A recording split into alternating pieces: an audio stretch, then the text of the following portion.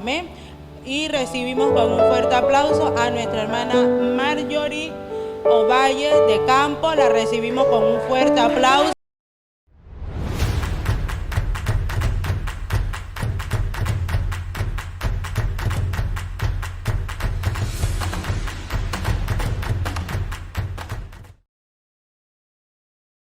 Toda nuestra alabanza, toda nuestra adoración.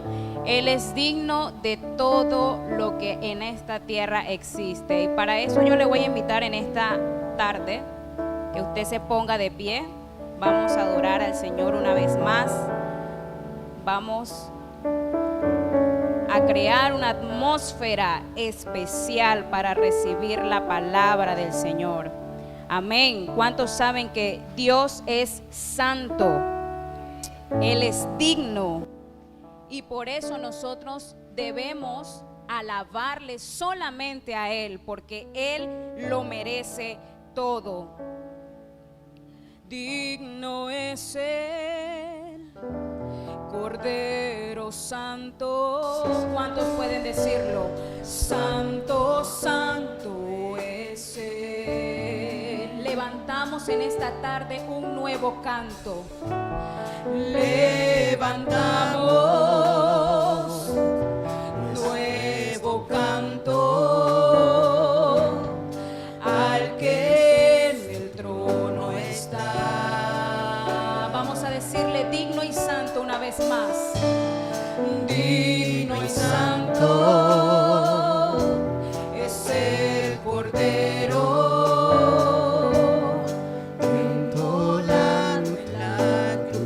Levantamos un nuevo canto en este lugar.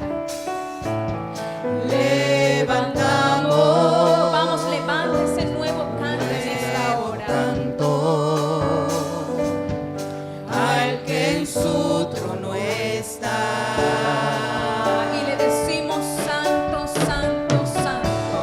Santo, santo, santo. Dios todopoderoso.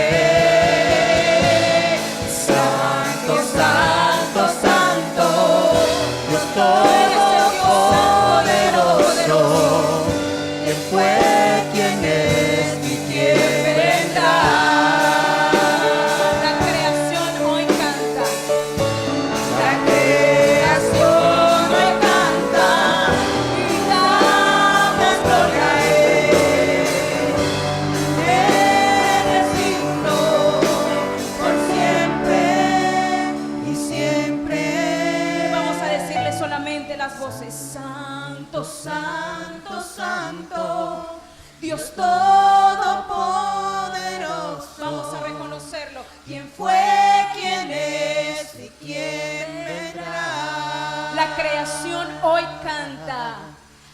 La creación hoy canta y damos gloria a Él. Tú eres digno por siempre y siempre.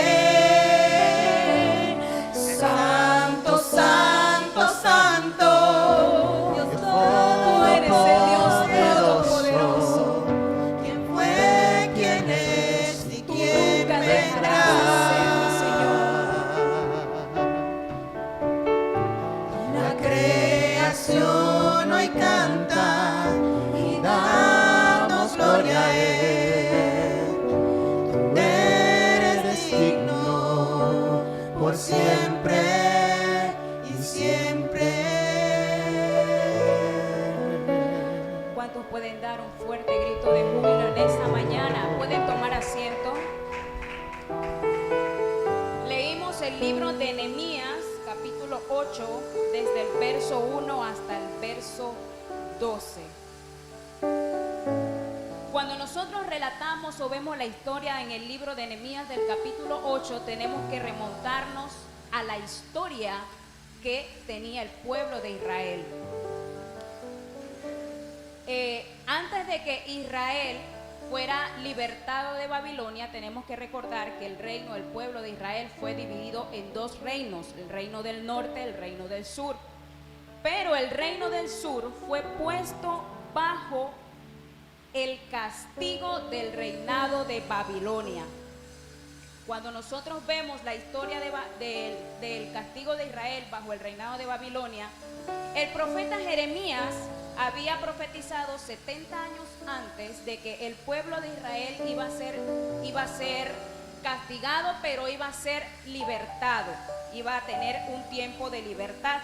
Y en el libro de Isaías, 160 años que el rey Ciro de Persa naciera, Dios ya había profetizado o había hablado a través del profeta Isaías que el pueblo de Israel iba a ser libertado por el rey Ciro de Persa.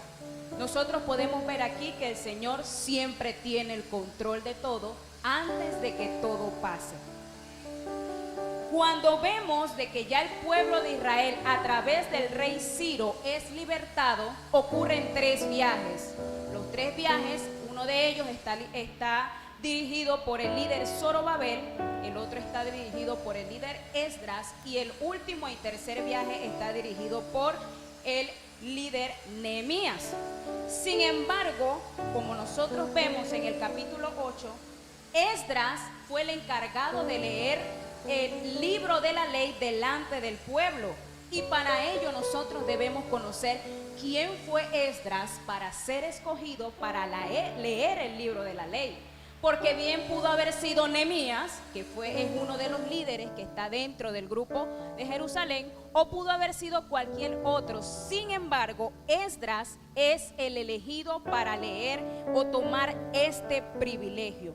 Cuando nosotros vemos, Esdras no era cualquier persona. Esdras era un sacerdote, Esdras era un escriba, y los escribas en ese tiempo estaban encargados de leer y de escribir la ley, de transcribirla. También se le puede atribuir a él, según los teólogos, de que él fue uno de los autores del libro de Primero y Segundo de Crónicas. También se le atribuye de que él fue uno de los que contribuyó con la organización de todo el Antiguo Testamento hasta el fin del Antiguo Testamento. Entonces podemos ver de que Esdras no era cualquier persona. Esdras era una persona de intelecto, era una persona sabia, inteligente, como podemos decir hoy en día. Pero había algo que a Esdras lo hacía diferente a todos los demás. Y por eso en esta mañana yo quiero hablarles bajo el tema el mejor manual. ¿Cuántos saben cuál es el lema de este mes de la Biblia que estamos celebrando? ¿Cuál es el lema del mes de la Biblia que estamos celebrando? La Biblia, el manual de vida. Pero yo quiero hablarle en esta mañana el mejor manual. Cuando usted compra algún tipo de artefacto o algún instrumento o inclusive un vehículo, el vehículo trae un manual. Ese manual le indica a usted todo lo que usted no conoce del vehículo, ¿cierto o falso? Cuando se prende una lucecita en el tablero, ¿usted qué es lo que hace? Los que tenemos auto, buscamos en el librito para ver qué es lo que está pasando porque no sé la señal y verificamos qué significa esa señal. Cuando nosotros compramos un artefacto, el manual nos indica a nosotros de qué manera nosotros debemos manipularlo para no darle un tiempo o una vida útil corta, sino que sea agradable y productiva para la inversión que hicimos y el tiempo en que los vamos a tener. Entonces, el mejor manual, a pesar de que existe manual para todo, existe un reglamento, un manual para cómo usted debe manejarse dentro de su trabajo, cómo usted debe manejar inclusive las leyes aquí en el país. Pero el mejor manual de todos para nosotros es la palabra de Dios. ¿Cuántos dicen amén? El mejor manual de vida para nosotros es la Biblia, la palabra. Y por eso es que Esdras Esdras estaba dedicado a transcribir, y no solamente en transcribir, sino que vivir, enseñar y aprender acerca de ese manual, porque era importante y vital para la vida de él. Él entendió eso. Por eso, en esta mañana nosotros vamos a ver por qué o cómo podemos hacer que ese manual de vida sea propio de nosotros. Cuando nosotros tenemos un manual para poder ser guiados a utilizar el artefacto correctamente, nosotros debemos leerlo, porque el mismo manual nos da las indicaciones para hacerlo. Pero hay veces que nosotros no seguimos las indicaciones y por eso es que se dañan las cosas. O sea, dura, pero no dura el tiempo correcto. Pero ¿qué quiero decirle en esta mañana? Con este manual nosotros debemos guiarnos, o el Señor nos quiere guiar a la manera que Él quiere que nosotros caminemos de acuerdo a Él. ¿Para qué? En este caso no somos artefactos, pero es para que tengamos una vida eterna. En los artefactos podemos tener vida útil con un poco de larga duración, al final tiene un tiempo de expiración, pero el Señor quiere que a través de la palabra, que a través de su escritura, nosotros podamos alcanzar esa vida eterna, y no solamente para nosotros, sino para aquellos que están afuera y aún no lo conocen. Entonces, para que la Biblia pueda ser nuestro mejor manual, cuando vemos el libro de Esdras, el libro de Nehemías, el versículo 1, nosotros podemos entender de que para que la Biblia sea nuestro mejor manual, nosotros debemos tener hambre por su palabra. Cuando vemos el capítulo 8 del libro de Nehemías, nosotros vemos que hay un pueblo que posterior que terminó la reconstrucción del templo, usted sabe la historia de Nehemías, que Nehemías vino para reedificar el templo. Cuando se hizo el primer viaje, se hizo para reedificar los muros. Cuando se hizo el primer viaje, se hizo para primero reedificar el templo que estaba dentro de la ciudad. Cuando se hizo el segundo viaje, fue para que Esdras en ese momento guiara al pueblo nuevamente a una reforma. ¿Qué tipo de reforma, Marjorie? A que el pueblo nuevamente se regresara a Dios, pudieran cambiar las cosas, su mentalidad de esclavitud o su mentalidad de estar siempre bajo el castigo de Babilonia, y pudieran nuevamente regresar a los pies del Señor, porque era el pueblo amado del Señor. En el tercer viaje, cuando viene Nehemías, con el grupo de Nehemías venían las personas que iban a reedificar el muro, es decir, la parte de afuera de toda la ciudad en Jerusalén. Posterior a que ellos finalizaron toda esa gran obra, venía el mes séptimo, que es lo que nosotros leemos en el primer versículo. Dice: venido el mes séptimo, los hijos de Israel estaban en sus ciudades, y se juntó todo el pueblo como un solo hombre en la plaza que está delante de la puerta de las aguas, y dijeron a Esdras que le escribieran que trajese el libro de la ley de Moisés, la cual Jehová había dado a Israel. Para que la Biblia sea nuestro manual de vida, nosotros debemos tener hambre de la palabra del Señor. Cuando nosotros leemos, nosotros no vemos que el pueblo fue convocado y unos se quedaron en la casa cuidando el templo y los otros fueron a la plaza a recibir la palabra. Claro que no. ¿Qué dice la Biblia? Que fueron todos como un solo hombre. Y podemos leer en el versículo 2 que el sacerdote Esdras trajo la ley delante de la congregación, así de hombres como de mujeres y de todos los que podían entender, el primer día del mes séptimo. Entonces podemos ver de que había un pueblo que estaba anhelando, esperando la palabra, que se leyera la ley. La ley en ese momento eran los 5 libros que había escrito Moisés, inspirado por Dios, que son los 5 primeros libros de la Biblia. Entonces estas personas pudieron, en el momento que los convocaron, pudieron haberse quedado rezagados. Pudieron haber mostrado una actitud irreverente, pero la Biblia dice que todos estaban como un solo hombre. Y dice más adelante en el versículo 3 que cuando Esdras empezó a leer el libro de la ley, ellos estaban atentos. Por eso podemos decir que no fueron reacios. Era un pueblo que estaba esperando a que se leyera. Es como la tierra fértil cuando está esperando a ser regada o que sea sembrada para que ella pueda recibir la semilla de manera correcta. Estuvieron siempre atentos. Dentro de estos versículos se mencionan 3 veces que el pueblo estaba atento. No mostraron irreverencia delante de la palabra. Ellos fueron siempre reverentes, atentos, a la espera de qué era lo que el Señor quería hablarles. Entonces podemos decir de que el pueblo de Israel, que estaba en ese momento, luego de haber terminado toda la obra, podemos decir que el pueblo tenía hambre de la palabra del Señor. Esdras consideró que leer la palabra en el primer día del mes séptimo era importante, era vital, no para que ellos supieran, porque ellos sabían que existía la ley de Moisés, sino para recordarles a ellos de que debían regresar al Señor, de que la palabra de Dios era importante, no solamente para los sacerdotes y para los levitas, sino que era importante para su vida. Entonces, si nosotros hacemos la comparación del aserrín con el pan, dice una ilustración de que cuando nosotros salimos al jardín, si nosotros salimos al jardín y encontramos el aserrín, ¿qué pasa con el aserrín?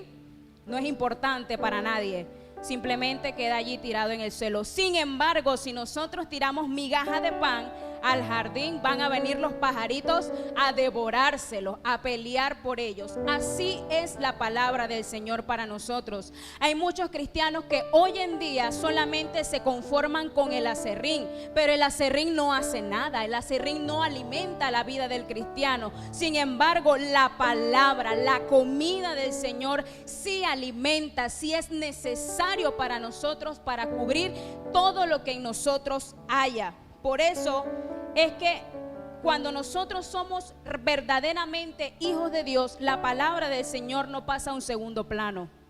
La palabra de Dios siempre es importante, siempre es vital para nosotros.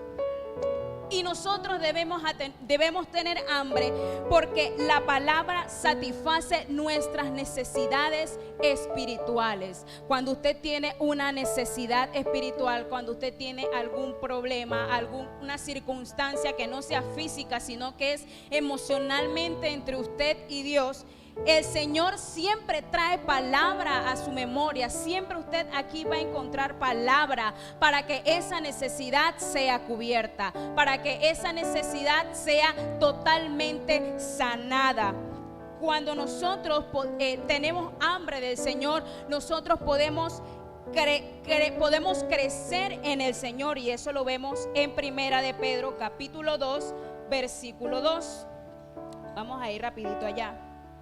Capítulo 2, versículo 2 dice: desead como niños recién nacidos la leche espiritual no adulterada, para que por ella crezcáis para salvación. Dice el versículo: desead como niños. Nosotros debemos desear la palabra, nosotros debemos anhelar la palabra, nosotros debemos amar la palabra. Este libro no puede quedar en segundo plano en un librero en la casa y ahí queda y ya, pues ya pasó el domingo, ya no lo abro más, ya no lo leo más, y hasta el otro domingo nuevamente lo abro, y así sucesivamente. No, sino que debe ser un libro que nosotros amemos, y no tanto el libro, sino la palabra de Dios, que nosotros deseemos leer, escudriñar, siempre estar apegados a la palabra del Señor, para que nosotros podamos crecer, para que nosotros podamos tener esa palabra en nosotros y reflejarla a los demás. Por eso nosotros debemos tener siempre hambre de su palabra. Y como podemos ver en el libro de Nehemías, el pueblo estaba atento, estaba a la espera de qué se iba a leer, de qué Nehemías iba a decir de esa ley. para ellos entonces poder nutrirse de ello. Porque también debemos, para que la Biblia sea nuestro manual, nosotros debemos escudriñar las Escrituras.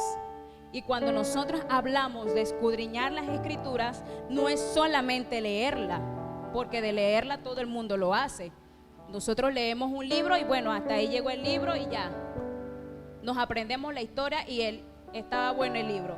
Pero cuando nosotros escudriñamos las Escrituras, podemos ver aquí en el versículo 7 y en el versículo 8 que dice de la siguiente manera: y leían el libro de la ley de Dios claramente y ponían el sentido, de modo que entendiesen la lectura. En otras versiones dice que ellos leían la palabra de manera que el pueblo entendiera el significado de la palabra que se estaba dando. Entonces podemos ver que los levitas que estaban rodeando o que estaban ayudando a Esdras no eran personas neófitas, no eran personas que hoy leyeron la Biblia y bueno, hoy porque hoy la leo porque hoy voy a ayudar a Esdras y Esdras yo tengo que cubrir a Esdras allá con el pueblo. No, sino que ellos podemos ver de que eran levitas, servidores que se encargaban de su trabajo. ¿Y cuál era el trabajo de los levitas? Era escudriñar las Escrituras, siempre estar actualizado, siempre esperando, leyendo, preparándose para ver qué el Señor les hablaba a ellos y posterior ayudar a Esdras a que el pueblo también pudiera entender. También podemos ver aquí que Esdras no escogió a líderes cualquiera. Él pudo haber escogido de a dedo o a la vista, tú, vengan acá, que vamos a hacer esto. Pero si hubiera escogido líderes que no hubieran conocido la ley, ¿cómo iban a nutrir al pueblo? ¿Cómo le iban a dar a entender esa palabra de la ley al pueblo? ¿Cómo podrían transmitirle lo que Dios quería decirle al pueblo si iban a ser personas que no conocían la ley? Por eso vemos aquí que Esdras fue sabio, fue guiado por Dios a escoger personas, a escoger líderes que conocieran, que estuvieran empapados de la palabra para que también pudieran impartir esa palabra. Y para que ellos pudieran llegar a ese nivel, ellos no tomaron un día, 2 días, ni 3 días, ni 4 días leyendo. Ellos tomaron su tiempo para leer, para estudiar. Y podemos ver en el versículo 3 que ellos tomaron desde el alba, que desde la mañana hasta el mediodía para estudiar la palabra con el pueblo. O sea que fueron dedicados al pueblo, se entregaron por completo al pueblo a darle a conocer a ellos esa palabra que estaba escrita en la ley, esa palabra que era especialmente para ellos. Por eso es importante que nosotros escudriñemos las Escrituras y lo vemos directamente con Esdras. La Biblia dice en el capítulo 7 y versículo 10 de Esdras que Esdras su corazón lo dedicó a inquirir en la ley de Dios. Es decir, que Esdras no dijo hoy me siento bien, hoy voy a estudiar la palabra. Mañana amanezco mal, mañana no la leo porque yo me siento mal y Dios tiene que entender que yo me siento mal. Suele ocurrir en nosotros. Hoy la leo, mañana no, pasado sí, y así nos vamos sucesivamente. Pero dice la Biblia que Esdras entregó su corazón, dedicó su corazón. ¿Usted se imagina eso? Dedicar su vida a escudriñar las Escrituras. Él era escriba, pero dice que para ser escriba él no solamente debía escribirlo, él debía entender y conocer lo que él estaba escribiendo. Porque si él simplemente escribía era palabra vacía, era una letra más. Pero él no solamente se quedó con eso, sino que él se fue más allá. Yo quiero conocer qué es lo que yo estoy escribiendo. Yo quiero ver qué efecto hace eso en mi vida. Y Esdras fue un sacerdote que se dedicó directamente a la enseñanza de la palabra. Y dice la Biblia que no lo hacía por hacer, sino que fue escogido porque lo hacía con excelencia excelencia. ¿Cuántos de nosotros no debemos aprender a escudriñar la palabra para poder enseñarla con excelencia? Porque no lo hacemos para nosotros, lo hacemos para el Señor. No lo hacemos para nosotros engordar espiritualmente, sino para aquellos que están afuera, nosotros poder también guiarles de manera excelente. Y esos levitas pudieron ver y tener un ejemplo vivo de Esdras, que era quien enseñaba, porque estaba leyendo de que usted sabe que para entender al Antiguo Testamento uno tiene que nutrirse de todo el contexto cultural, y dice que Esdras se dedicaba a la enseñanza, pero no solamente se quedaba con eso, sino que él quería que el pueblo también tuviera lo mismo que él tenía, él transmitirle lo mismo que él tenía, el conocimiento, que ellos pudieran entenderlo. Y por eso digo que Esdras era el ejemplo mismo para esos levitas a quien él escogió para que le ayudaran a interpretar la ley al pueblo. El Señor demanda que nosotros escudriñemos las Escrituras. Lo podemos ver en Juan 5:36, que dice: escudriñad las Escrituras. O sea que no es una opción, no es porque si a mí me da la gana, no es porque el pastor o la pastora me mande, no es porque fulanito y menganito me dijeron que yo tengo que hacerlo. No, es porque el Señor lo demanda. ¿Y por qué lo demanda? ¿Para que nosotros simplemente lo conozcamos? Claro que no. El Señor sabe que esa fue la guianza, esa fue la guía. Este es el manual que Él dejó para nosotros poder ser guiados a toda verdad, para nosotros saber que estamos en el camino correcto o estamos en lo incorrecto, para hacernos entender que en momentos de dolor allí Él está con nosotros, para hacernos entender que en momentos de preocupaciones allí está la palabra de paz que viene hacia nuestras vidas. Por eso es necesario que el creyente, la iglesia del Señor, se prepare escudriñando las Escrituras. La iglesia del Señor no puede ser neófita, no puede estar aislado a lo que dice la palabra del Señor. Solamente me lleno con lo que dicen en los cultos y hasta ahí llegamos, hasta el otro domingo, el martes o el viernes que vengo, para que nuevamente prediquen y nuevamente entonces recibo una palabra. El Señor quiere que nosotros escudriñemos las Escrituras, que la iglesia del Señor esté preparada, esté capacitada totalmente en la enseñanza de las Escrituras. ¿Cómo podemos enseñar si no conocemos el manual de vida de nosotros? Y no es para darle propaganda a ello, pero hay sectas que los niños desde pequeñitos son inculcados y llegan a su casa y le tocan la puerta y no son adultos, son niños, adolescentes, preadolescentes, jóvenes, predicando lo errado, pero lo hacen. ¿Por qué la iglesia del Señor no lo puede hacer? La iglesia de Cristo debe estar preparada para anunciar el evangelio y no anunciarlo de manera como que si no aceptas a Cristo te vas para el infierno. No. Debemos conocer la palabra, debemos mostrar eso que las palabras nos enseñan a nosotros, de que existe un Dios de amor, de que existió Cristo quien murió en la cruz del Calvario por nosotros. Eso nosotros debemos enseñar, nosotros debemos entenderlo y escudriñarlo para poder dar a conocer eso a los que no conocen al Señor. Los líderes dentro de las iglesias, dentro del cuerpo del Señor, debemos estar capacitados para toda buena obra. No podemos tener un grupo de personas detrás de nosotros y nosotros no nos preparamos ministerialmente con las Escrituras. ¿Qué vamos a enseñar? ¿Qué vamos a dar? He allí la importancia y lo vital de escudriñar las Escrituras, no solamente para que nos escuchen, sino para nosotros mismos nutrirnos y dar a conocer eso que el Señor nos habla en nuestras vidas. Nosotros debemos realizar estudios personalizados, porque allí en esos estudios personalizados el Señor nos habla a nosotros. El Señor habla a nuestro corazón. El Señor redarguye en nuestra vida si hay algo que está mal.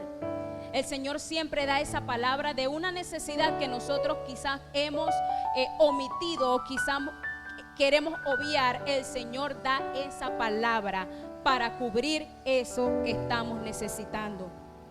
Como punto número 3, debemos dejar que la palabra nos transforme. Ya dijimos que para que la Biblia sea el mejor manual para nosotros, debemos tener hambre de la palabra, debemos escudriñar las escrituras y debemos dejar o recibir la palabra, debemos dejar que la palabra nos transforme. Cuando nosotros vamos al versículo 9 del capítulo 8 de Nehemías, dice: y Nehemías el gobernador y el sacerdote Esdras, escriba, y los levitas que hacían entender al pueblo, dijeron a todo el pueblo: día santo es a Jehová nuestro Dios.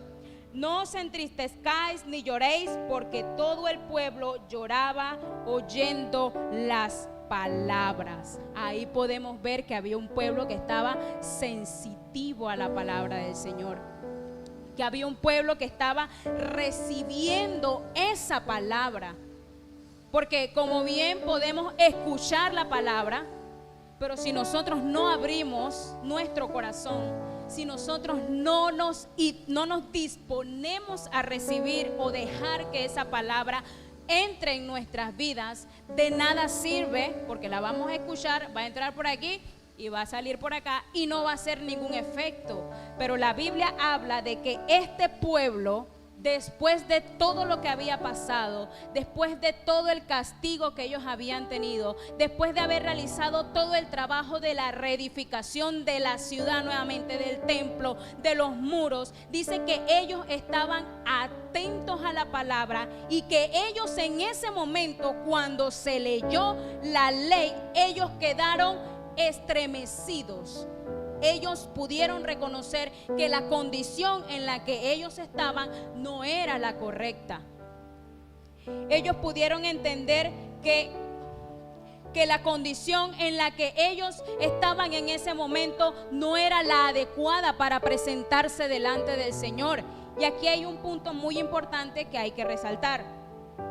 El mes séptimo, el primer día del mes séptimo, se celebraban las fiestas de las trompetas. La fiesta de las trompetas es el año nuevo judío en el calendario hebreo. Y posterior a eso se celebraba o se celebra la fiesta del tabernáculo, que la fiesta del tabernáculo es en donde el pueblo de Israel recuerda, conmemora de donde el Señor los sacó de Egipto. Recuerdan y reconocen que el Señor ha sido fiel y les ha sido de guianza y confianza para todo lo que ellos han hecho. Por eso es que Nehemías decía y Esdras: no lloren, porque es un día de regocijo. Sin embargo, estas personas estaban tan conmovidas, estaban tan estremecidas, que esa palabra les hizo reconocer su condición. Ellos lloraban no solamente por llorar, sino que su corazón interiormente se humilló delante del Señor. Ellos pudieron decir: estoy mal, hicimos mal, como pueblo nos hemos portado mal, pero estamos aquí recibiendo la palabra para que nos transforme. Y dice que esa palabra produjo no solamente un momento de lloro y lamento, sino que en el versículo 12 dice: y todo el pueblo se fue a comer, a beber y a obsequiar porciones y gozar con grande alegría, porque habían entendido las palabras que les habían enseñado. Su estado de ánimo de decir: estoy mal, reconozco que fallé, estoy triste porque quiero cambiar, pero no sé cómo hacerlo, dice que cambió a un momento de gozo y de alegría en el Señor. Cuando nosotros dejamos que la palabra de Dios transforme nuestro interior, tenemos cambio. Cuando la palabra del Señor entra a nuestras vidas, nosotros no podemos quedar igual, porque entonces la palabra no llegó. La palabra no llegó a nuestro corazón. Para nosotros poder reflejar ese cambio, nosotros debemos dejar que la palabra penetre nuestro interior, transforme nuestro corazón. produce un cambio de la actitud en una actitud de adoración, en una actitud de gratitud. El pueblo en ese momento cambió, porque no solamente estaba disfrutando de la fiesta, sino que estaban gozándose, regocijándose, porque tenían una nueva oportunidad, tenían un nuevo comienzo en ellos, posterior al cautiverio que ellos habían vivido, después de todo lo que habían pasado. Ellos entendieron que al recibir esa palabra, ellos tenían un nuevo comienzo en sus vidas. Y eso me recuerda mucho en mi adolescencia, y yo sé que eso le pasa a varios adolescentes. Cuando estamos adolescentes, yo estoy en la iglesia desde pequeña, desde los 5 años, y uno crece en el evangelio, uno crece y conoce, y porque mi mamá me lleva, yo voy, y por eso yo soy cristiana. Pero en la adolescencia llega un momento en que el Señor quiere hacer un trato directo contigo. Y yo iba a la iglesia, yo me congregaba desde pequeñita, yo iba en la adolescencia. Las prédicas a mí me daban sueño, yo me dormía, me regañaban porque me dormía en las prédicas. Y la palabra en ese momento para mí no era importante. Para mí era como que, está predicando. Todos los domingos lo hace, todos los cultos lo hace. Sin embargo, cuando el Señor llegó a tener un encuentro verdadero conmigo, la palabra ya no era como que algo más. Ya la palabra se tornó importante en mi vida. Y hoy en día yo no puedo vivir sin la palabra. Ocurren situaciones en que solamente la palabra, puede que no haya una persona que te diga cómo debes resolver o cómo debes actuar, pero la palabra de Dios te asombra tanto y te impacta en tu vida, que eso es lo único que te mantiene en soporte, que eso es lo único que te mantiene de pie. Por eso es importante que nosotros reconozcamos la prioridad de la palabra del Señor en nuestras vidas. No es algo más, no es un libro más, no es una promesa que Dios dijo hace 500 o 2000 años atrás y bueno, vamos a esperar a ver cuándo se cumple, porque está diciendo que se viene y todavía no viene. Pero hay promesas que el Señor está cumpliendo en tu vida, en mi vida. Hay palabra de Dios que se está cumpliendo en medio de su pueblo, y por lo tanto nosotros no debemos obviar eso. Nosotros debemos estar atentos a que esa palabra transforme nuestro interior, transforme nuestra actitud, nuestra forma de pensar, nuestra forma de actuar, que no solamente impacte a mi vida, sino que impacte a aquellos que están a mi alrededor. Esta palabra dio un nuevo comienzo a este pueblo, porque como bien les dije, la fiesta de las trompetas, ese primer día del mes séptimo, era el comienzo de un nuevo año. Y qué hermoso que este pueblo no lo comenzó de cualquier forma, sino que comenzó leyendo la ley. Y no solamente leyendo y escuchándola, sino entendiendo, comprendiéndola y haciendo que esa palabra hiciera un efecto importante en su vida, que los transformara de tal forma de no ser iguales a como era el año anterior o años anteriores, sino que ellos decidieron empezar nuevamente, pero diferente, distintos. Y dice la Biblia más adelante que ellos hicieron votos para hacer lo correcto delante del Señor. Por eso es que nosotros debemos dejar que la Biblia haga un nuevo comienzo en nosotros. Cuando vemos la historia de Pablo, todos la conocemos. Él tuvo el encuentro con el Señor, y antes de tener ese encuentro con el Señor, no era cualquier persona. Era una persona que tenía inteligencia, sabio en lo que hacía, tenía una posición. Pero cuando él conoció al Señor, todo cambió en él. Su vida fue transformada totalmente. Su vida fue trastocada de tal manera de que ya él no perseguía, ahora él iba por ellos que no conocían. Ahora Él iba para que pudieran extender la palabra del Señor. También podemos ver la historia de Pedro cuando dio su primer discurso. Dice la Biblia que Pedro empezó a dar su discurso y habló y predicó y dijo y dijo y dijo y dijo. Y la palabra, al final las personas dice que la recibieron y fueron bautizados y se arrepintieron. ¿Qué produjo en ese momento la palabra? Una transformación. Y no solamente se quedó allí, sino que se convirtieron 3,000 personas o más. Eso solamente lo hace la palabra. Pero si nosotros no escudriñamos, si nosotros no tenemos hambre de la palabra, no podremos crecer en ella. No podemos decir que tenemos una transformación, porque para que eso ocurra, nosotros debemos tener hambre de la palabra, debemos escudriñar la palabra, debemos dejar que ella nos transforme, debemos amar la palabra, porque ese es el mejor manual. Póngase de pie en esta tarde.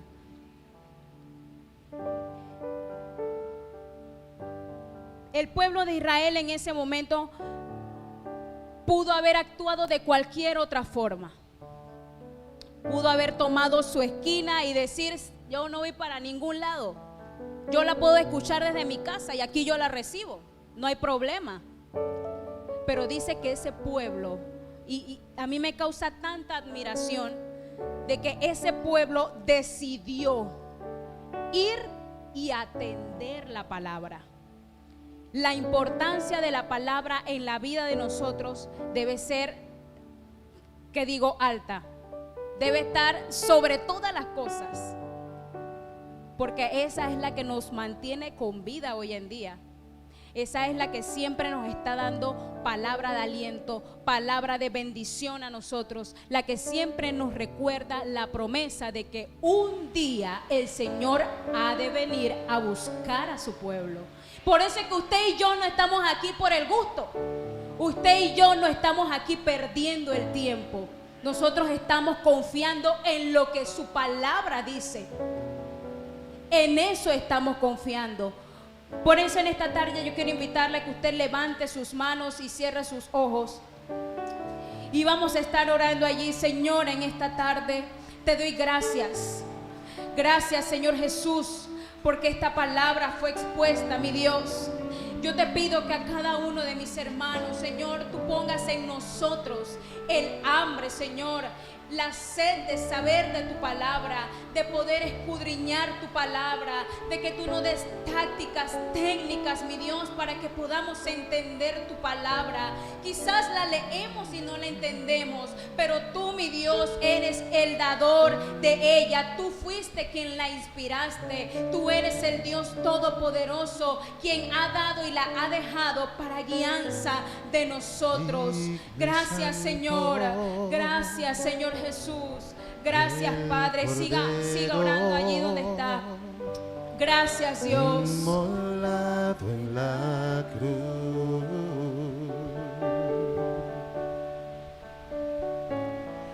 nuevo canto levantaremos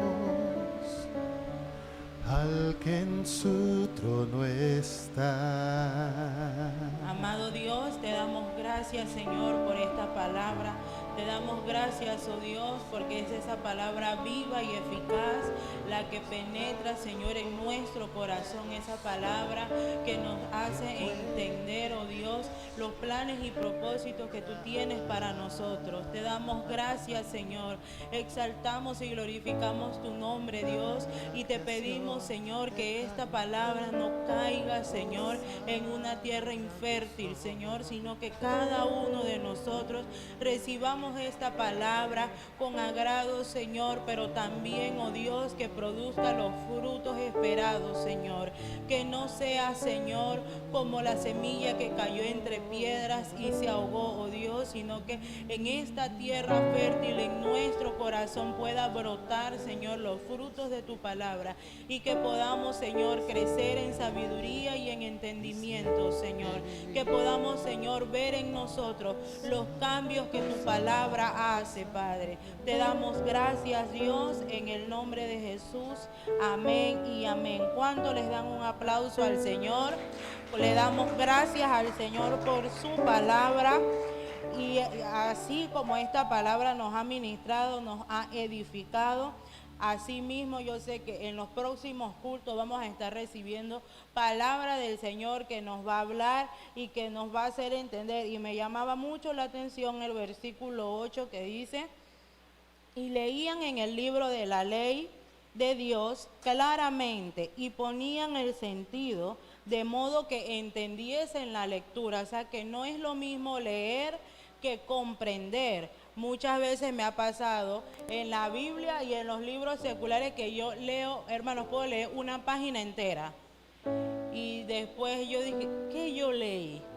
Y tengo que ir para atrás de nuevo, yo no sé ni qué leí. Entonces, que así mismo nosotros podamos no solamente leer y con nuestros niños, bueno, con sus niños, porque yo no tengo, con sus niños o los más pequeños de la casa, usted no se conforme solamente en decirle, ¿ya leíste la Biblia? Porque sí la leyó.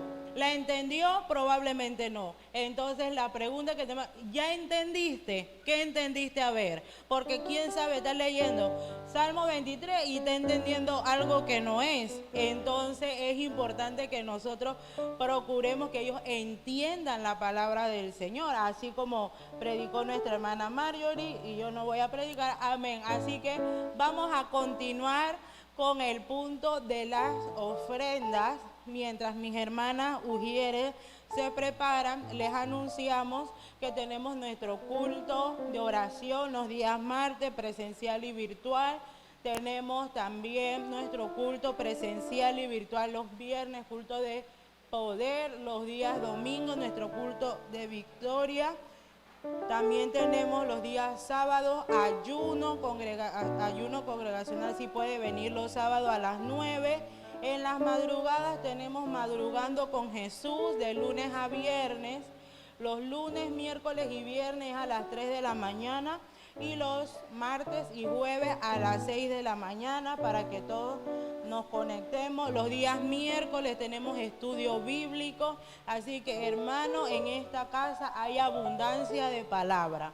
Así que ninguno puede decir, ay, es que a mí nunca me predicaron de eso.